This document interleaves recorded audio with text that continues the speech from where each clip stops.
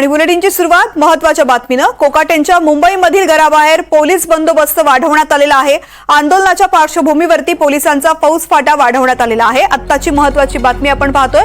कृषी मंत्री माणिकराव कोकाटे यांच्या मुंबईमधल्या घराबाहेर आता पोलीस बंदोबस्तामध्ये वाढ करण्यात आली आहे। आंदोलनाच्या पार्श्वभूमीवरती पोलिसांचा फौजफाटा वाढवण्यात आलेला आहे। कृषी मंत्री माणिकराव कोकाटे यांच्या राजीनाम्याची मागणी केली जाते आणि याच पार्श्वभूमीवरती आंदोलन होण्याची शक्यता लक्षात घेता पोलिसांनी या ठिकाणी आता बंदोबस्तामध्ये वाढ केलेली आहे। थोड्याच वेळापूर्वी कृषी मंत्री माणिकराव कोकाटे यांनी पत्रकार परिषदही घेतलेली होती आणि त्यानंतर आता पोलिसांनी त्यांच्या घराबाहेर बंदोबस्तात वाढ केलेली आहे। सागर कुलकर्णी या संदर्भातली माहिती देत आहेत। सागर,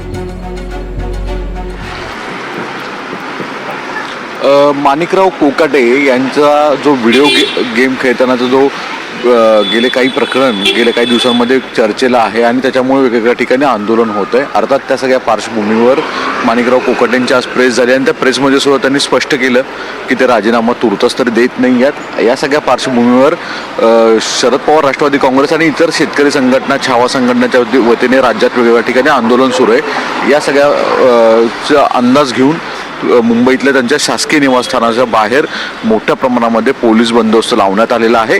अर्थात या संपूर्ण परिसराच्या जवळच अजित पवारांचं सुद्धा निवासस्थान आहे, तिथे देखील पोलीस बंदोबस्त लावण्यात आलेला आहे।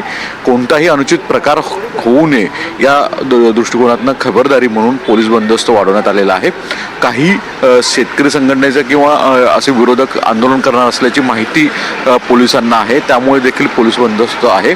पण काही वेळांपूर्वी नवीन जी काही माहिती उपलब्ध होती त्यानुसार त्यांना सांताक्रूज ग्रँट रोड या परिसरातल्या एका हॉटेल इथेच जे आंदोलक इथे येणार होते त्यांना त्यापूर्वीच त्यांना ताब्यात घेतलेला आहे। पण दिवसभर इथे पोलीस बंदोबस्त जो आहे तो कंटिन्यू राहील असं सांगण्यात येत आहे। मुळात आपण माहीत आहे की मलबार हिल या परिसरामध्ये अनेक VIP-चे, मंत्र्यांचे, मुख्य हायकोर्टाचे जे न्यायाधीश आहेत त्यांचं निवासस्थान आहे, त्यामुळे सेन्सिटिव्ह एरिया आहे आणि अशा ठिकाणी मोठ्या प्रमाणामध्ये कोणताही गैरप्रकार होऊ नये यासाठी ही खबरदारी दिसून येते। निश्चित सागर, धन्यवाद संपूर्ण माहिती करता।